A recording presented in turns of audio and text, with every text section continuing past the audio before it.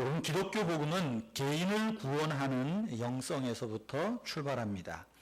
복음을 수용하는 것, 내가 예수님을 믿기로 결단하는 것, 어디까지나 내 개인적인 결단입니다.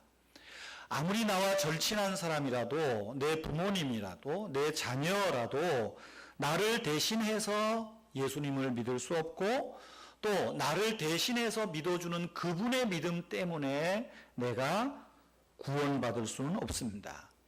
그래서 기독교 신앙은 어쩌면 철저하게 개인적인 출발입니다. 좀 개인주의적 성향이 강하다고 볼 수 있겠죠. 그러나 기독교 신앙이 개인의 믿음, 개인의 결단에서 출발을 하지만, 그러나 이것은 결코 개인주의적인 것이 아닙니다. 여러분, 내가 예수님을 믿음으로 인하여서 어쩌면 나의 운명이 새로워지지 않았습니까? 내 삶이 새로워졌어요.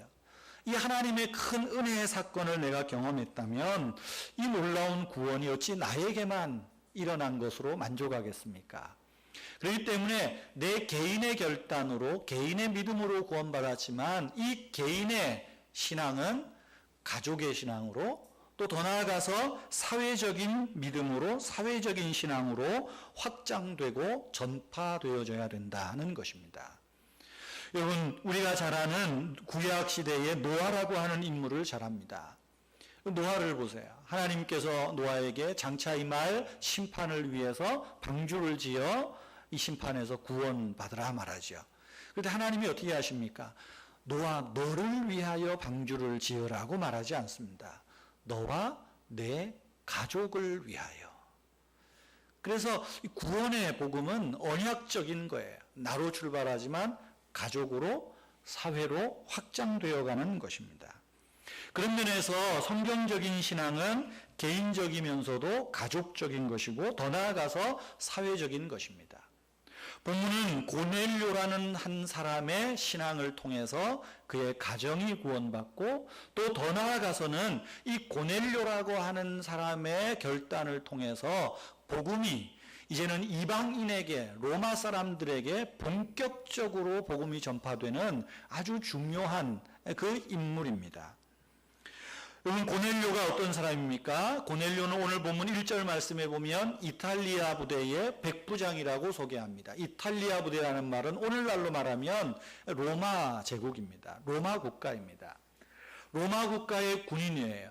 백부장이라는 말은 100명의 부하를 거느린 장교라는 말입니다. 이렇게 보면 고넬료는 유대인이 아닙니다. 이방 사람입니다. 사도행전을 통해서 우리가 보게 되는 것은 복음이 먼저는 지역적인 확장이에요. 예루살렘, 유다, 갈릴리, 사마리아. 그래서 이 앞번 시간에 9장 31절에서 유대와 갈릴리와 사마리아의 온 교회가 평안하여 든든히 서가고, 이런 말씀드렸죠. 그런데 그 지역적인 확장에서 특별한 것은 흩어져 있는 유대인들에게 먼저 복음을 전했다는 거예요. 흩어져 있는 유대인 중심이었습니다.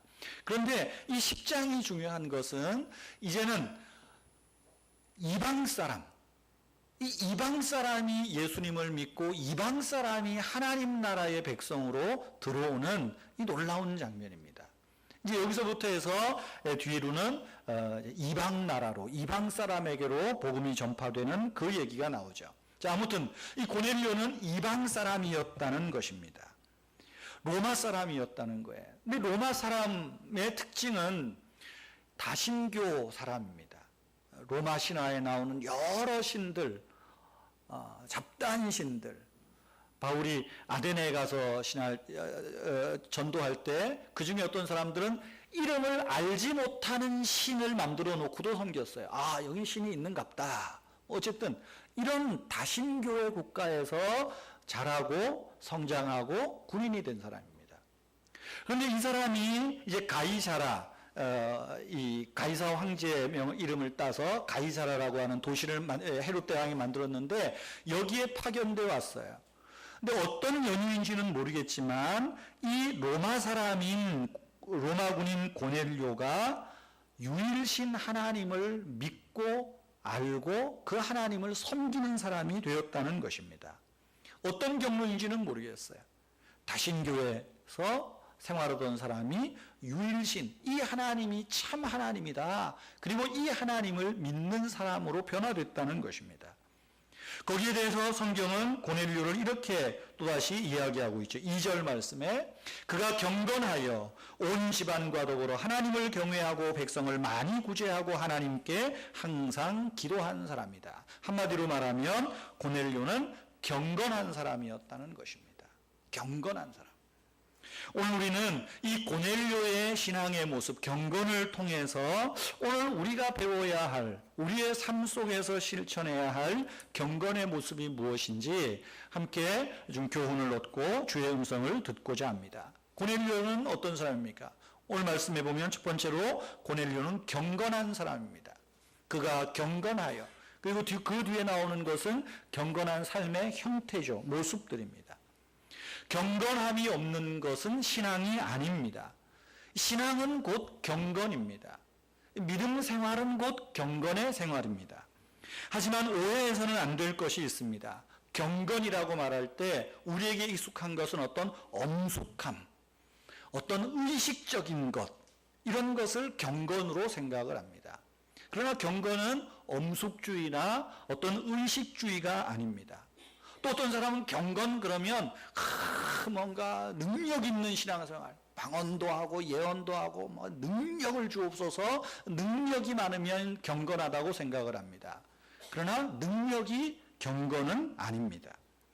경건한 신앙생활이라는 것은 내가 하나님을 믿음으로 그 하나님의 생각이 나의 생각이 되고 하나님의 뜻이 나의 뜻이 되고, 그래서 하나님을 믿고 알아갈수록 내 생각이 바뀌고 내 삶이 바뀌고 내 의지가 바뀌고 하나님의 뜻에 맞추어가는 것, 이것이 경건생활이라는 거죠. 이것은 우리의 문화생활에서나 경제생활에서나 사회생활에서나 신앙과 삶의 분리가 아니라 신앙과 삶의 일치된 모습, 이것이 경건이라고 하는 것입니다. 우리는 경건 그럼 뭔가 엄숙함, 뭔가 의식적인 걸 생각해요. 어제 저녁에 텔레비전을 잠깐 봤는데 EBS에서 다큐멘터리 참 잘 만들었더라고요. 여러 가지가 있는데 어제는 은밀한 사생활, 목욕, 그래서 세계 목욕 문화에 대해서 쭉 이야기를 해요. 그러면서 이 종교적인 의미도 쭉 다루는데 그걸 보면서 그 생각이 번뜩 들었어요. 오대산 상원사의 이제 그림이 나왔어요. 그 세조가 막 피부병 걸려가지고 상원사에 가서 목욕도 하고 그러면서 문수보살이 와서 뭐 씻어줘서 나섰다. 뭐 그런 뭐 전설도 있고 그래요. 전설 따라 삼천리 뭐 어쨌든 그렇습니다. 근데 그 상원사 내부가 탁 나오는데 그 상원사에서 불공 드리는 신자들의 모습이 어쨌든 헐핏 나왔어요. 스님이 서서 목탁을 두드리고 연불을 하시면 거기에 있는 분들이 그 연불에 따라서 정성스럽게 절을 합니다. 제가 그 모습을 보면서 번뜩 그 생각이 들었어요. 야, 모양으로만 따지면 저만큼 경건한 게 어디 있을까? 모습으로만 보면. 여러분, 우리 기도할 때 그렇게 정성껏 기도합니까? 제가 볼 때 우리 기독교인은 그런 사람 비하면 날라리라. 막 기도도 하다가 졸다가 막 대충 그냥 막 소리나 빽빽 지르다가 그러잖아요. 근데 탁 해서 하는데 그러면서 야, 경건의 모습으로 따지면 저 사람만큼 경건할까? 이슬람 교인들은 그들의 사원에 들어갈 때 그냥 안 들어갑니다. 이슬람 사원 양쪽 옆에 보면 수도가 있어요. 수도 꼭지에서 손발을 씻고 이불을 씻고, 뭐 우리 물두멍에서 씻고 들어가는 거랑 똑같아요. 다 씻고 들어갑니다. 일본 신사를 가보세요. 일본 신사에 작년에 처음 가서 참 무식하죠. 신사에 들어가면 항상 입구에 약수터 같은 게 있습니다. 그래서 나는 그 먹는 물인 줄 알고 뻘컥뻘컥 마셨어요. 마시고 보니까 앞에 그림이 딱 있습니다. 이물로 손을 씻고 입을 헹궈 뱉는 물이에요. 먹는 물이 아니고. 근데 저는 그거를 맛 좋다고 먹고 또 신사 구경을 했으니 그런 어떤 다 몸을 정갈하게 하고 들어가서 이슬람 교인들도 기도하고, 그러면서 모양으로만 따지면 야, 저게 경건이 아닐까. 그러다 보니까 우리 개신교도 자꾸만 그런 경건, 거칠의 경건을 많이 이야기를 합니다. 그러나 여러분, 성경에서 말하는 경건은 예수 그리스도를 믿는 그리스도인답게, 하나님의 자녀답게 마음과 생각을 고쳐가는 것이 경건한 삶입니다. 믿음 따로 삶 따로가 아니라 믿음이 곧 삶이 되어지는 거예요. 고넬료는 그런 경건의 사람이었다는 거예요.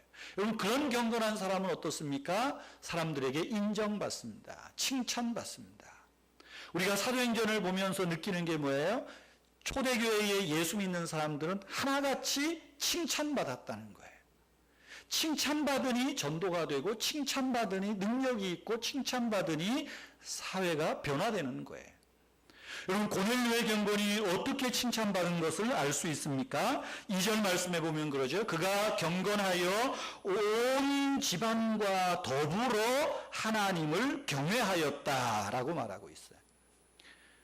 온 집안과 더불어, 온 집안이 함께, 온 집안의 식구들이 고넬료와 같이 경건하게 하나님을 섬기고 하나님을 사랑하고 하나님을 두려워하는 믿음을 가졌다는 것입니다.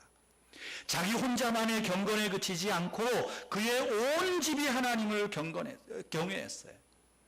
여러분, 개인적으로 경건한 사람이 많습니다. 우리 교회도 그래요. 개인적으로 예수님을 잘 믿는 분이 많습니다. 남편 혼자 잘 믿습니다. 부인 혼자 잘 믿습니다. 부모님 혼자 잘 믿습니다. 또 자녀들은 잘 믿습니다. 여러분, 온 가족이 예수 그리스도를 잘 믿는다는 것 쉽지 않습니다. 목사로서의 제일 어려운 게 뭐겠어요? 우리 애들이 나를 어떻게 볼까? 저는 여러분들이 저를 어떻게 볼까는 별로 안 두렵습니다. 우리 애들이 나를 어떻게 볼까? 이게 제일 무서워요. 우리 애들은 틀림없이 나를 보면 날라리라 그럴 것 같아. 두렵고 떨리죠. 왜냐하면 내 있는 모습 다 보잖아요. 그렇다고 뭐 내가 집에서도 맨날 넥타이 매고 맨날 이러고 살겠어요? 성경책 끼고? 그렇지 않잖아요. 고넬료를 보세요. 고넬료의 경건은 그 자신만의 경건이 아니라 그의 모습을 보고 그의 아내가, 그의 자녀들이 함께 아버지가 믿는 하나님, 남편이 믿는 하나님을 나도 믿고 나도 같이 더불어 섬겼다는 것입니다. 여러분, 이 고넬료라는 남자를 생각해 보세요. 아내에게 존경을 받지 못했다면, 자녀들에게 존경을 받지 못했다면 그의 온 집이 더불어 하나님을 경외하였다. 아마 이런 평가를 듣기가 어려웠을 것입니다. 남편이 어느 순간 하나님이 유일하시다, 하나님이 참되신 분이다, 이제 나와 내 집은 하나님을 섬기겠다, 마치 여호수아의 고백처럼 이런 고백이 있을 때 그의 아내가 순순히 따라주었고 그의 자녀들이 순순히 따라주었다는 것은 무엇입니까? 그들의 믿음이, 그들의 고넬료의 삶이 믿음과 신앙의 내용과 일치되는 것을 인정하는 거죠. 칭찬하는 것입니다. 사랑하는 성도 여러분, 이 시간 여러분의 가정이, 우리의 가정이 고넬료의 가정같이 온 집안이 하나님을 경외하는 그런 축복이 있기를 바랍니다. 그러기 위해서는 우리 자신이 먼저 날마다 하나님 앞에 우리의 마음과 생각을 고쳐가는 영적 싸움이 있어야 돼요. 어쩌면 이것 때문에 예수 믿는다는 것이 쉽지 않습니다. 뿐만 아닙니다. 고넬료는 자기의 가족에게만 칭찬드린 게 아니에요. 고넬료는 군인이라 그랬죠? 그런데 그의 부하에게도 인정받고 칭찬받았음을 알 수 있습니다. 7절 말씀 보세요. 고넬료가 이제 환상에 베드로를 불러와라 뭐 그런 얘기를 할 때 고넬료가 7절에 보시면 집안 하인 둘과 부하 가운데 경건한 사람 하나를 불러. 부하, 이 부하는 로마 군인입니다. 이 군인을 일컬어서 뭐라 그러냐면 경건한 사람이라고 이야기를 해요.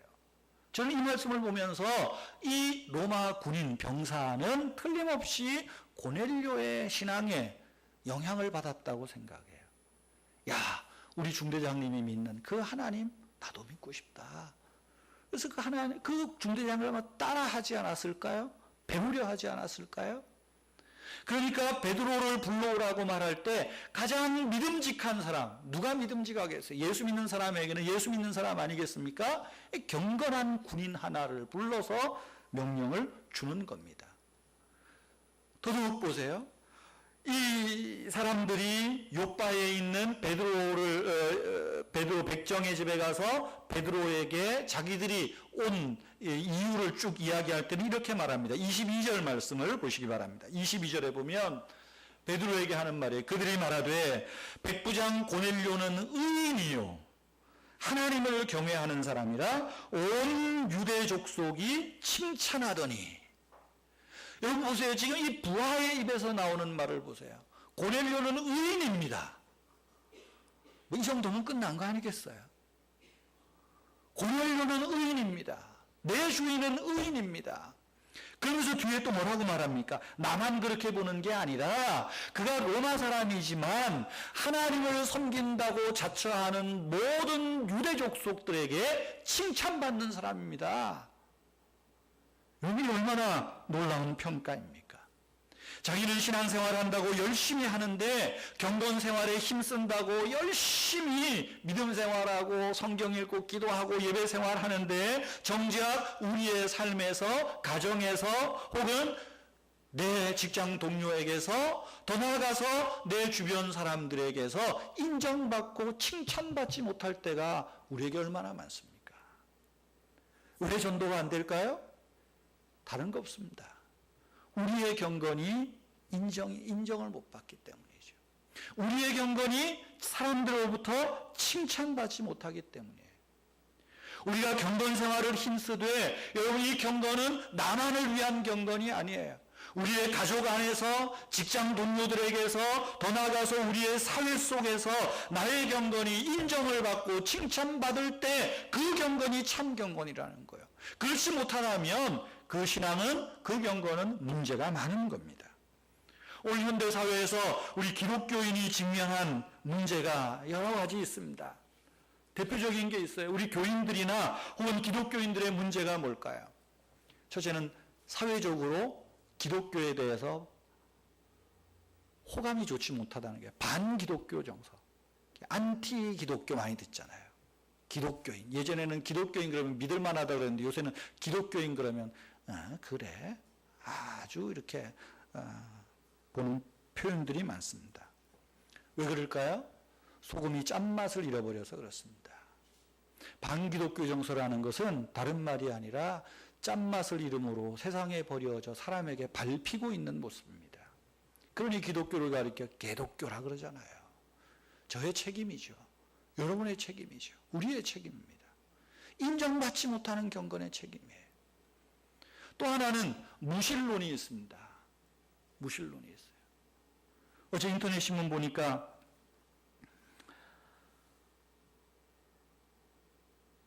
전도 거절 카드 이렇게 인터넷에 떴어요.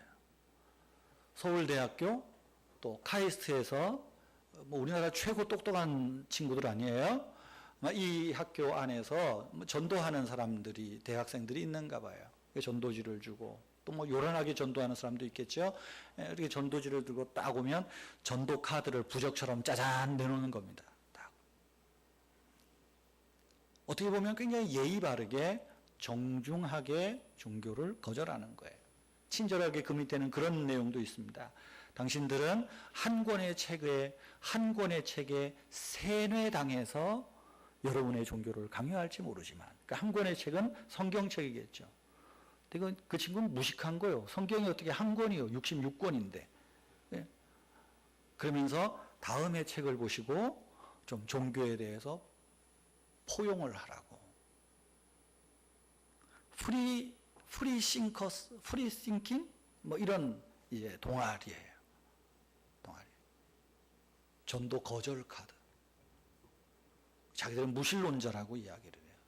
비신론자. 자기 무신론이라는 표현도 안 하더만요. 비신론자라고 표현을 합니다. 왜 이런 일들이 있을까요? 여러분, 무신론은 뭐 크게 두 가지예요. 하나는 경험적으로, 과학적으로 하나님을, 신의 존재를 증명하지 못한다. 그래서 신은 없다. 이런 철학적으로 보면 그런 이론이 있고요. 또 하나는 뭐 혐의론적 무신론 해가지고 하나님이 계시다면 예를 들어서 쓰나미가 일어나겠냐? 하나님이 계시다면 17세기 같은 때 이 캐톨릭과 개신교가 막 싸우잖아요. 하나님이 계시다면 이럴 수 있겠냐? 신이 있다면. 고로 신은 사람들이 만들어냈다. 뭐 이제 이래서 뭐 니체가 뭐 나오기도 하고 마르크스가 나오기도 하고 뭐 이제 그러는 거예요. 그래서 오늘 현대에는 그 서울대학생 그 전도 거절 카드에도 나와 있던데 도킨스의 만들어진 신, 그 사람들의 바이블입니다. 그래서 이 도킨스라고 하는 사람이 이런 철학적으로 내려오는 무신론의 이론을 사회운동으로 현대에서 이제 이렇게 사회운동화 시킨 사람이 이 도킨슨입니다. 그런데 무신론은 사실은 두려워할 게 못 됩니다. 무신론은 결국은 가면 이론적으로 뭐 경험적으로 이야기를 하지만 결국은 그 사람들은 신이 없다고 말하는 그 이면에는 삶의 의미를 찾지 못해요. 그래서 무신론을 이야기하는 분들의 대부분 그 결말을 보면 허무주의에 빠집니다. 쾌락주의에 빠지고 허무주의에 빠지고 역사적으로 그래요. 허무주의에 빠지면 나중에 어떻게 되겠어요? 결국은 종교를 찾아오죠. 삶의 의미를 찾아오죠. 그래서 조금 더 나은 사람은 나의 나된 것이 뭐 자기를 위한 의미를 찾기도 하고 자연은 불변하다. 그래서 이제 그런 사람들이 힌두교에 또 관심이 많은 겁니다. 자연은 불변하다. 이렇게 저렇게 가요. 궁극적인 건 뭐예요? 그들 안에 있는 종교심을 부인 못한다는 거죠. 하나님은 성경을 통해서 말하죠. 하나님께서 사람의 마음에 하나님을 아는 지식을 주었어요. 종교심이라고도 말하죠. 그렇기 때문에 사실은 무신론은 그렇게 겁낼 게 못 됩니다. 무신론은 그렇게 겁낼 게 못 돼요. 정작 겁내야 될 것은 무엇입니까? 하나님을 믿는다고 말하면서도 믿음 없는 우리의 생활이 문제입니다. 실존적 무신론이라고 말해요. 실제적 무신론. 믿음을 이야기를 하지만 믿음 없는 삶이에요.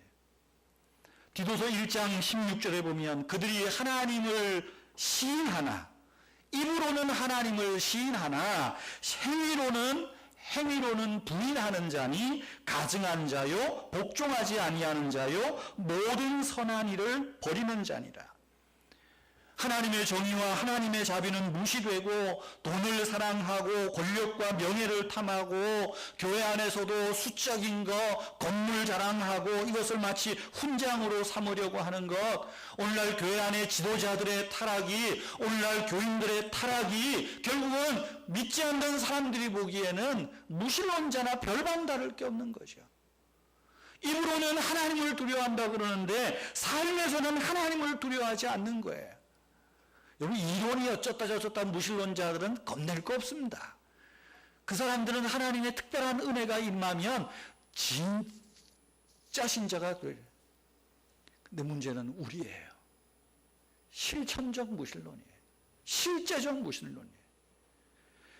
가정에서, 사회에서, 직장에서 경건한 사람으로, 믿음의 사람으로 인정받고 칭찬받지 못하는 우리의 모습이 문제라고 하는 거죠. 여러분 그런 면에서 고넬료를 보세요. 그의 온 집이 더불어 하나님을 경외합니다. 그의 부하가 로마 군인이지만 그가 고넬료를 본받아서 하나님을 경외하는 경건한 사람이 돼요. 그의 입에서 나온 표현을 보십시오. 내 주인, 내 상관 고넬료는 의인이요. 온 유대 족속이 그를 더불어 칭찬하고 있는 사람입니다. 이 모습이 경건한 모습이라는 거죠. 사랑하는 성도 여러분, 저와 여러분에게도 이런 정말 칭찬받는 그런 경건함, 칭찬받는 믿음의 삶이 우리 안에 불같이 일어나기를 바랍니다. 여러분 두 번째로 고넬료를 통해서 배우는 교훈이 무엇입니까? 고넬료의 칭찬은 어디서 왔을까요? 균형 잡힌 경건의 삶을 살았다는 것입니다. 균형 잡힌 사람이에요. 어느 날 고넬료가 환상 중에 나타난 하나님의 사자를 보게 됩니다. 여러분 고넬료가 환상 중에 하나님의 사자를 봤다는 것은 포괄적으로 말하면 뭡니까? 잠자다가 꿈을 꿨다는 게 아닙니다. 기도하고 있었다는 거예요. 기도 중에 하나님의 환상을 보는 겁니다. 기도 중에 하나님의 음성을 듣는 겁니다. 기도 중에 하나님의 뜻을 밝히 아는 거예요. 그런데 그 환상 중에 주의 사자가, 천사가 어떻게 말을 합니까? 4절을 보세요.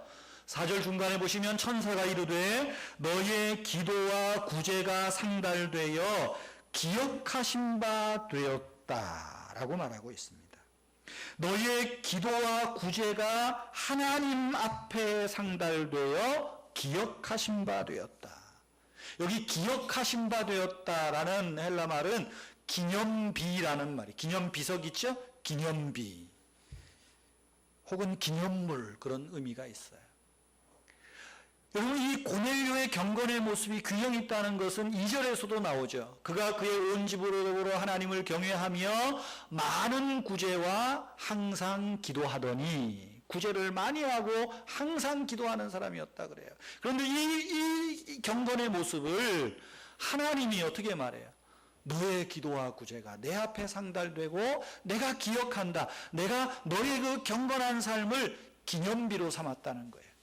하나님 앞에 고넬료 그러면 고넬료는 이거야. 탁 기념비석으로 세우고 있다는 것입니다. 여러분, 우리의 경건의 비석은 뭐가 돼야 될까요? 경건의 모양, 기도와 구제입니다. 기도와 구제. 고넬료는 항상 기도한 사람이었습니다. 여기 항상이라는 말은 계속하여 혹은 모든 상황에서 그런 의미를 포함하고 있어요. 여러분, 특별히 3절 말씀에 보면 고넬료가 환상을 그래서 환상을 통해서 하나님 사자의 음성을 듣는 이 시간이 언제라고 말하고 있어요? 3절에 보면 제9시라고 말하고 있습니다. 여기에 제9시는 오늘날의 24시간 언어로 말하면 오후 3시에 해당하는 시간입니다. 오후 3시에. 유대인들에게 기도 시간이 있다 그래서 3시, 6시, 9시 있잖아요. 9시에. 이왕이면 새벽에, 그랬으면 목사가 새벽 기도 합시다 할 텐데, 우리 교인들 새벽 기도 안 나오는 거 아니까 새벽 기도 말하지 말라고 제9시. 제9시. 일반적으로 사람들이 기도가 언제 잘 되냐, 언제 집중되냐, 새벽에 잘 된다, 조용할 때 잘 된다, 한밤중에 잘 된다. 그래서 이제 한국 교회는 새벽 기도 안 하면 교회에서 말도 못 하고 그러잖아요. 그럴 필요는 없습니다. 언제 기도할 수 있어요? 대낮에도 기도할 수 있어요. 오후 3시라는 것은 바쁜 시간 아닙니까? 분주한 시간 아니에요? 시끄러운 시간 아니에요? 그런데 고넬료는 그 시간에도 뭐 했다 그래요? 기도하고 그 시간에 환상을 봐요. 시끄럽다고 기도 못하는 게 아니고 우리의 마음이 문제죠. 우리의 중심이 문제입니다. 내 주변 환경이 조용하지 못해서 기도에 집중이 안 된다. 우리의 중심의 문제입니다. 제9시 기도 시간에 그는 여전히 기도했고 그 시끄럽고 번잡한 중에 하나님의 응답이 있었다는 것입니다. 9절에서 11절 보면 또 재미있어요. 9절에서 11절은 베드로가 이제 이 고넬료가 환상을 본 다음 날에 이제 고넬료에 찾아갈 것을 하나님이 이제 환상 중에 보여주는 거죠. 근데 고넬료란다. 베드로가 언제 기도하는가 보세요. 9절을 보세요. 9절. 이튿날에 그들이 길을 가다가 성에 가까이 갔을 때에 그때에 베드로가 기도하려고 지붕에 올라가니 그 시각은 몇 시라고요? 제6시라. 제6시는 요즘으로 하면 12시입니다. 환한 때낮에. 그것도 옥상에 올라가서. 배는 고픈데 밑에서 이제 무두장이 시몬이 밥을 준비하니까 그래 밥하면 나는 이 시간에 기도하겠다. 옥상 가가지고 그 지중해를 탁 보면서 기도하고 있는 거예요. 지중해 보면서. 여러분, 경건 생활의 특징은 모양은 기도입니다. 기도는 시간과 장소를 뛰어넘어서 하나님과 만나는 시간입니다. 기도는 하나님을 만나고 하나님을 섬기는 가장 좋은 방법이에요. 우리가 기도할 때 하나님은 응답해 주십니다. 하나님이 응답해 주시는 이유가 있어요. 나를 기쁘게 하기 위해서 하나님이 응답해 주시는 겁니다. 나를 만족하게 하기 위해서 하나님이 응답해 주시는 거예요. 여러분, 분주한 시간에도 기도하십시오. 조용한 시간에도 기도하십시오. 한밤중에도 기도하시고 한낮에도 기도하시고 일어섰을 때든지 앉았을 때든지 여러분의 중심을, 여러분의 속마음을 하나님 앞에 이야기하십시오. 이것이 경건한 삶이에요. 새벽에 교회 나와서 기도하는 것이 경건의 훈장이 아닙니다. 새벽에 기도 못하면 아침에도 할 수 있고 한밤중에도 할 수 있어요. 주님이 새벽 미명에 기도하셨으니까 하지만 여러분, 고넬료를 보세요. 9시 기도 시간에, 베드로 보세요. 6시 기도 시간에 하나님이 응답하시고 있어요. 시끄럽다고 바쁘다고 하나님의 음성이 안 들리는 것 아닙니다. 우리가 못 들을 뿐이죠. 고넬료가 뭘 기도했을까요? 어떻게 기도했을까요?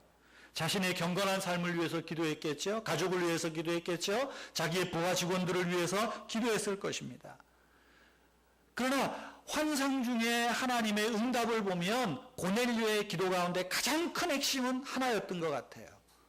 하나님, 내가 하나님을 섬긴다고 섬기지만 나사렛 예수님을 알고 싶습니다. 나사렛 예수를 알고 싶습니다. 십자가에 못 박혔다가 다시 살아나셨다는 그분에 대해서 내가 알고 싶습니다.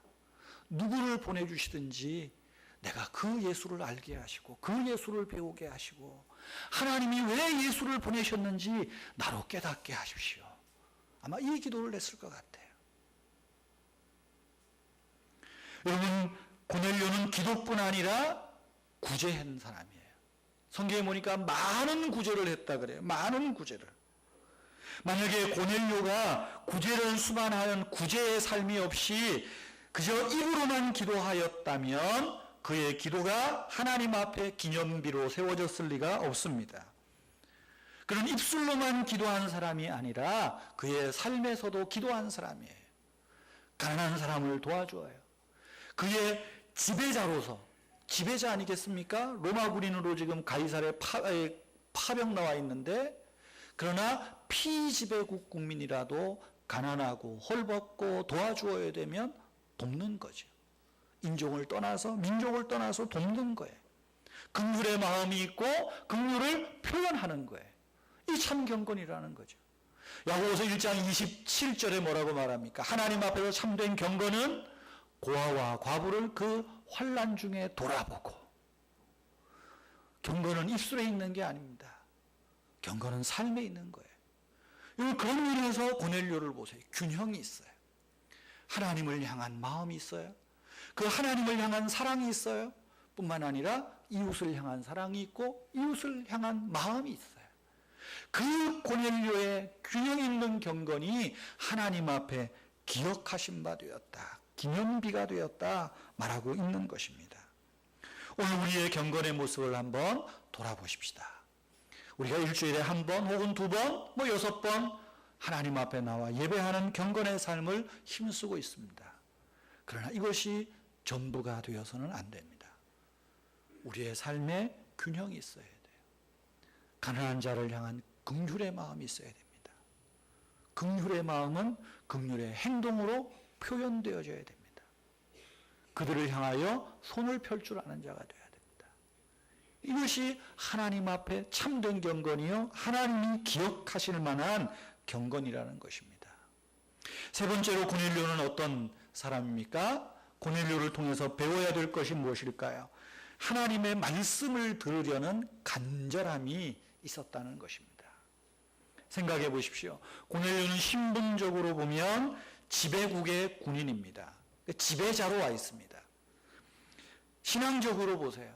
나름대로 경건한 사람이에요. 하나님을 섬겨요. 기도도 많이 합니다. 구제도 합니다. 게다가 환상을 보기까지 한 영적 체험을 가진 사람입니다. 아마 우리가 이런 평가 들으면 그걸로 끝났잖아요. 교회 와서는 그저 대충 뭐 하면 되는 거고, 뭐 나 같은 영적 체험을 가진 사람이 어디 있으랴. 체험을 막 강조하지 않겠습니까? 근데 아까도 말한 대로 고넬료에게는 간절함이 있어요. 나사렛 예수에 대해서 알고 싶고, 그리스도의 복음을 좀 더 알고 싶고, 정말 생생한 예수 그리스도의 복음을 듣고자 하는 갈망이 있는 거예요. 그때 천사를 통해서 고넬료에게 어떤 말씀을 주십니까? 너는 욥바에 있는 무두장이 시몬의 집을 찾아가라. 그러면 거기에 베드로라는 자가 있는데 그를 청하여 들으라. 그렇게 말하고 있어요. 베드로를 통해서 뭘 들으라는 얘기입니까? 하나님의 말씀을 들으라는 얘기요. 베드로를 통해서 예수 그리스도를 들으라는 이야기입니다. 베드로가 누군지 아마 잘 몰랐을 것 같아요. 베드로의 생김새도 몰랐을 것 같습니다. 그러니까 욥바라고 하는, 욥바 지금 텔라비브입니다. 욥바라고 하는 곳에 가면 무두장이는 백정입니다. 요즘으로 하면 뭐 다음 주에 한 번 더 설교하겠지만 백정이에요. 백정. 그러니까 욥바에 가서 백정집 찾기는 쉽잖아요. 그 백정집에 가면 베드로가 있다. 베드로를 너희 집에 초청에다가 들어라 그 말이죠. 그리고 그의 부하 직원 세 사람을 보내서 베드로를 청하여 옵니다. 베드로가 고넬료의 집에 왔을 때 그 장면을 한번 보십시오. 24절, 25절입니다. 24절 중간에 보시면 24절 중간에 이튿날 가이사랴에 들어가니 이제 베드로와 그 일행이 들어가니 고넬료가 그의 친척과 가까운 친구들을 모아 기다리더니 마침 베드로가 들어올 때에 고넬료가 맞아 어떻게 했다 그래요? 발 앞에 엎드려 절하니. 엎드려 절하니. 고넬료의 태도를 보십니까? 말씀드렸죠? 지배자로 와 있습니다. 통치자로 와 있습니다. 그의 명령 한마디면 이스라엘 사람들이 벌벌 떠는 권력을 가진 사람입니다. 힘을 가진 사람이에요. 그런데 피지배국의 일개 국민인, 그것도 갈릴리에서 낚시를 하던 고기를 잡던 일개 베드로에게 자기 집에 들어왔을 때 어떻게 합니까? 맞아들이고 영접하고 무릎을 꿇어 절했다. 무릎을 꿇어 절했다. 어떤 자세일까요? 지금 베드로를 하나님 대하듯 대하고 있는 겁니다. 어떻게 할 수 있어요? 26절에 보면 알죠. 베드로가 그를 일으켜 이르되 일어서라 나도 사람이라. 일어서시오. 나도 사람이요. 나 하나님처럼 대하지 마시오. 나 지금 많이 당황했어요. 그거예요 지금. 나 지금 당황했어요. 그러지 마요. 나 사람이요. 이 말은 뭐예요? 지금 베드로가 들어오니까 하나님처럼 대우하고 있는 거예요. 이 베드로를 이렇게 맞는 고넬료의 중심은 무엇입니까? 내가 하나님의 말씀을 듣고자 하는 그 간절함이 있는데 하나님께서 베드로를 청하여 베드로에게 들으라고 하니까 베드로가 들어오니까 어때요? 지금 하나님의 말씀을 가지고 들어오는데 하나님처럼 대하는 거예요. 그러니 그런 행동이 나오지 않겠어요? 33절 말씀도 보세요. 33절에 보면 베드로에게 자초지정을 쭉 이야기한 다음에 이렇게 말하죠. 내가 곧 당신에게 사람을 보내었는데 오셨으니 잘하였나이다. 이제 우리는 주께서 당신에게 명하신 모든 것을 듣고자 하여 하나님 앞에 있나이다. 주께서 당신에게 명하신 모든 것을 듣고자 하여 다 하나님 앞에 모였습니다. 이야기하고 있습니다. 여러분 어떤 자세로 하나님의 말씀을 듣습니까? 여러분 오늘 교회 나와서 예배를 드리고 오늘 설교를 들으실 때 어떤 자세로 목회자의 설교를 듣고 계십니까? 저를 하나님처럼 대하라는 거 절대 아닙니다. 저에게 무릎을 꿇으라는 것도 절대로 아닙니다. 그러나 이 공동체 안에서 내가 이 교회에 속하고 이 교회에서 하나님을 섬길 때 이 교회 강단에 세운 말씀의 사역자를 통하여 주는 말씀이 곧 하나님의 말씀으로 받으라는 것입니다. 그 하나님의 말씀으로 받고자 하는 간절함을 가지라는 거예요. 그저 시간 됐으니까 와서 우리의 생각은 지금 온 세계 일주를 쫙 하고 계시지 마시고 집중해서 지금 하나님께서 이 예배를 통해서 나에게 무엇을 말씀하실까? 이 예배를 통해서 하나님이 내게 지금 찌르고자 하시는 메시지가 뭔가? 위로 주시는 말씀이 뭐고 나를 책망하는 말씀이 뭔가 듣고자 하는 거예요. 오늘 누가 최 목사한테 내 얘기를 꼰질러 맞춰가지고 따웃소리를 하나 그러지 마시고 부목사님이 설교해도 마찬가지죠. 아이고, 강도사 때보다 설교가 많이 늘었네. 이게 아니고, 저도 어떨 때는 부목사님 설교할 때 은혜를 많이 받다가도 어떨 때는 나도 모르게 볼펜을 들어서 체크합니다. 오늘 왜 갑자기 이런 표현을 많이 하실까?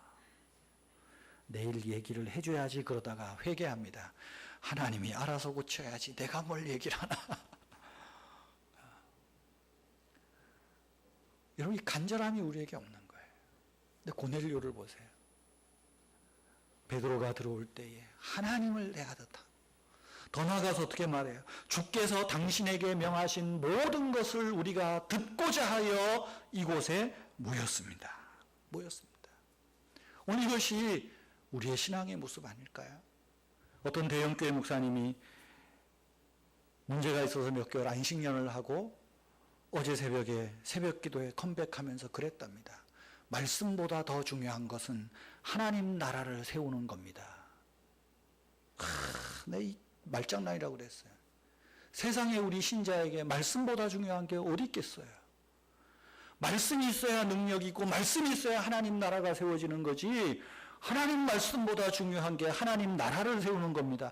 완전히 이거 말장난이지. 도대체 내 성격에 그 양반을 내가 개인적으로 알면 선배라도 한마디 합니다. 저는 뻥까지 마셔.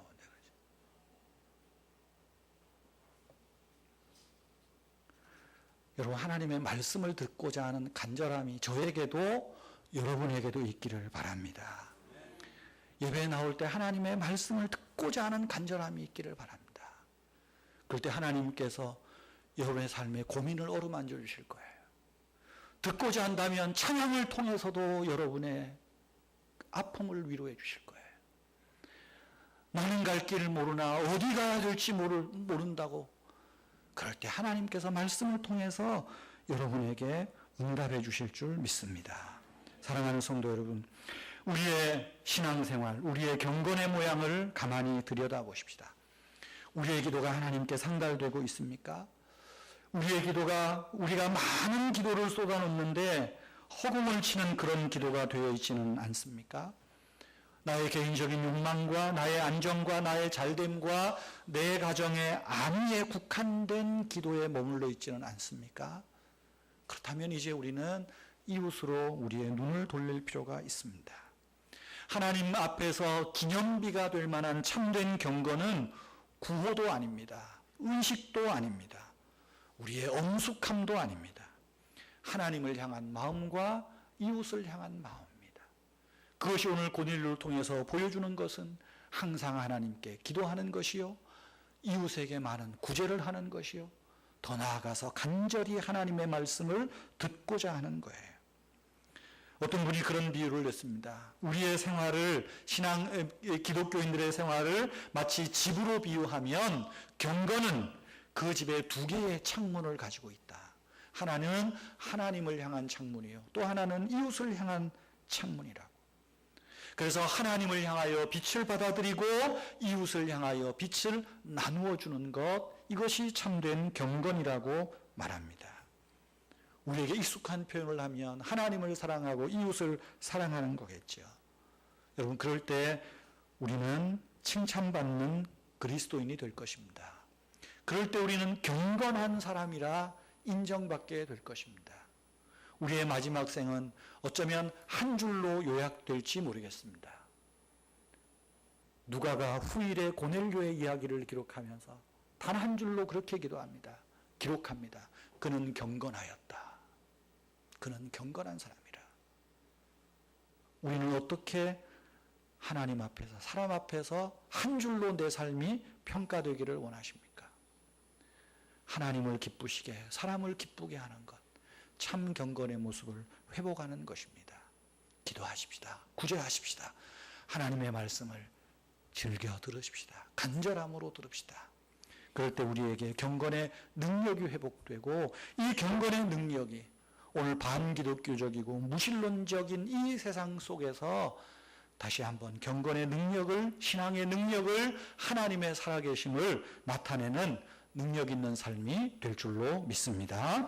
우리 모두에게 그런 은혜가 있기를 바랍니다.